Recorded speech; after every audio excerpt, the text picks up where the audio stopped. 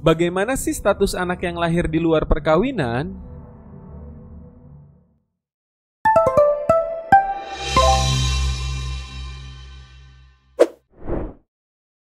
Sob, selamat datang di channel Cerdas Hukum bersama gue, Bos Kon. Ayo, jangan negatif dulu ya. Kondisi ini artinya konsultasi, bukan ilustrasi jorok lo. Dengerin nih, gue mau ngejelasin permasalahan hukum dari Sohib Justice, biar lo pada paham. Wah, pertanyaan ini menarik banget Sohib Justice sekalian. Karena angka kehamilan pada remaja ternyata masih cukup tinggi di Indonesia.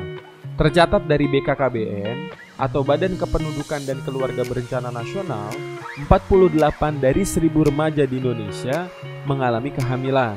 Berarti ada calon anak yang lahir sebanyak itu.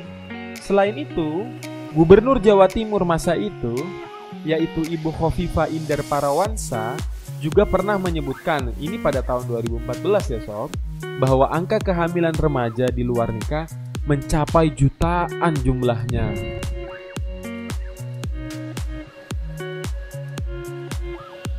Kita perlu ketahui bahwa setiap anak adalah anugerah yang diberikan oleh Tuhan Yang Maha Esa.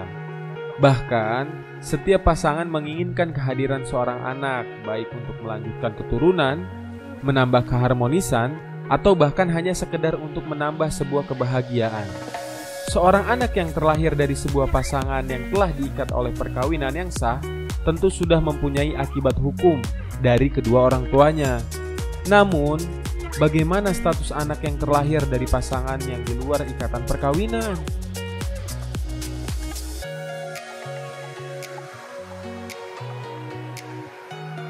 Anak adalah mereka yang belum berusia 18 tahun. Tentunya termasuk anak yang masih dalam kandungan.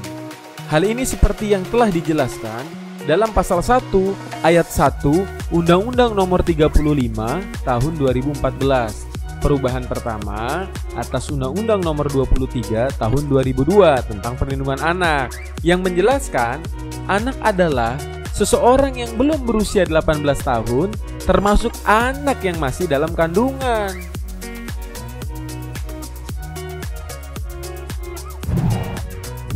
Seorang anak berhak untuk melangsungkan hidup, tumbuh, dan berkembang dengan baik. Hal ini agar anak dapat fokus untuk meningkatkan potensinya sesuai dengan keahliannya. Karena setiap anak menjadi tunas bangsa yang akan melanjutkan perjuangan sob. Oleh karena itu, untuk mempermudah dalam meningkatkan segala potensinya, seorang anak memerlukan peranan, baik dari seorang ayah ataupun seorang ibu. Peranan ini juga perlu ditafsirkan sebagai bentuk pengakuan dari yang memiliki kewajiban untuk mengasuhnya. Pengakuan terhadap seorang anak dapat dibuktikan dengan mencatatkan kelahirannya pada pihak yang berwajib sob. Upaya ini memberikan perlindungan hukum dalam kehidupannya. Hal ini berdasarkan pada pasal 27 ayat 1 dan 2 Undang-Undang Nomor 35 Tahun 2014 tentang perlindungan anak, yang berbunyi, pertama, identitas diri setiap anak harus diberikan sejak kelahirannya. Yang kedua, identitas sebagaimana dimaksud pada ayat 1 tersebut dituangkan dalam akta kelahiran.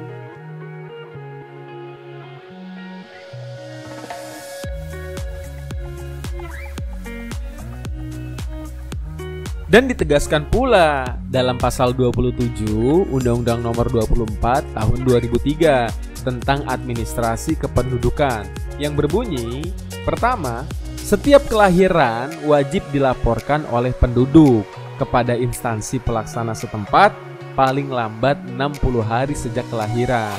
Yang kedua, berdasarkan laporan sebagaimana dimaksud pada ayat 1, pejabat pencatatan sipil mencatat pada register akta kelahiran dan menerbitkan kutipan akta kelahiran.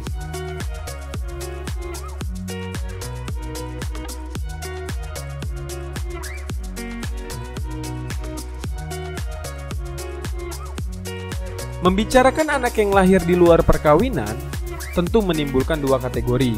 Pertama, anak yang lahir di luar perkawinan Namun kemudian kedua orang tuanya melangsungkan perkawinan yang patut secara hukum.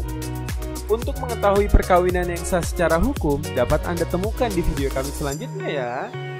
Kedua, anak yang lahir di luar perkawinan, namun kedua orang tuanya tidak melakukan perkawinan.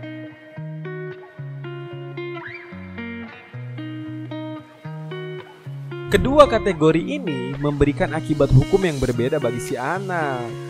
Jika Shohib Justice ada pada kategori yang pertama, maka cukup dengan mendaftarkan kelahiran anak ke lembaga administrasi kependudukan. Dalam hal ini, Shohib Justice dapat membuat akta kelahiran di tingkat kelurahan atau kantor desa. Sehingga setelah 30 hari kerja dari didaftarkannya, anak Shohib Justice akan secara otomatis terlindungi secara hak dan kewajibannya menurut hukum. Dari nasabnya, nafkahnya, bahkan sampai hak waris dari ayah kandungnya.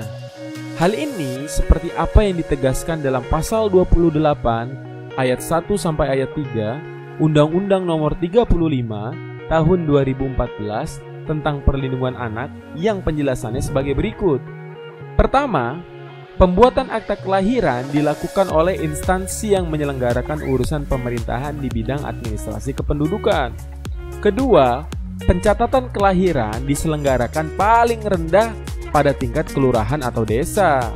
Ketiga, akta kelahiran sebagaimana dimaksud pada ayat 1 diterbitkan paling lambat 30 hari sejak tanggal dipenuhinya semua persyaratan sesuai dengan ketentuan peraturan perundang-undangan, sob.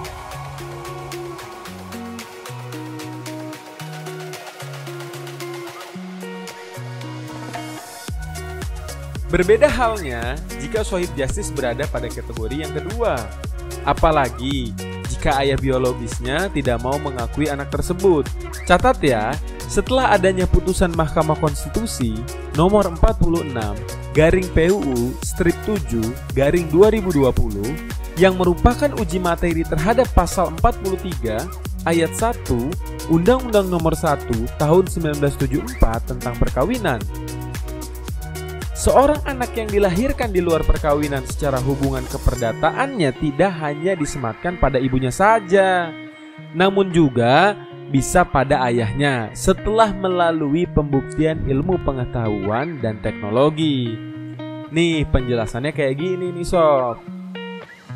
Anak yang dilahirkan di luar perkawinan mempunyai hubungan perdata dengan ibunya dan keluarga ibunya, serta dengan laki-laki sebagai ayahnya yang dapat dibuktikan berdasarkan ilmu pengetahuan dan teknologi dan atau alat bukti lain menurut hukum yang mempunyai hubungan darah, termasuk hubungan perdata dengan keluarga ayahnya.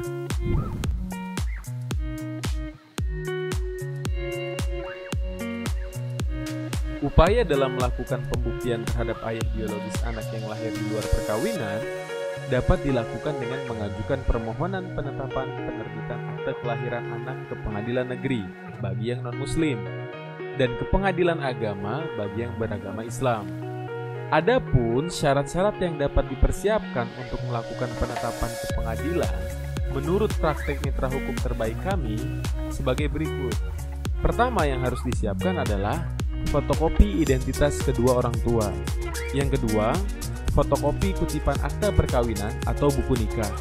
Yang ketiga, fotokopi surat keterangan domisili jika yang alamat tinggal tidak sesuai KTP ya. Yang keempat, surat pernyataan pengakuan anak. Untuk lebih meyakinkan hakim, dapat pula disertakan hasil tes DNA dalam proses pembuktiannya, sob. Demikian Shohib Justice, semoga bermanfaat ya.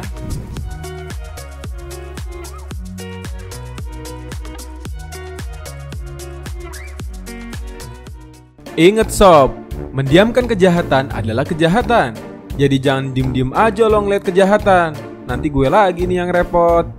Yuk share video ini, subscribe and like ya, supaya jangan lo doang nih yang pinter. Jangan lupa juga ya di follow media sosialnya. Gratis sob. Cerdas hukum, semakin cerdas mengerti hukum.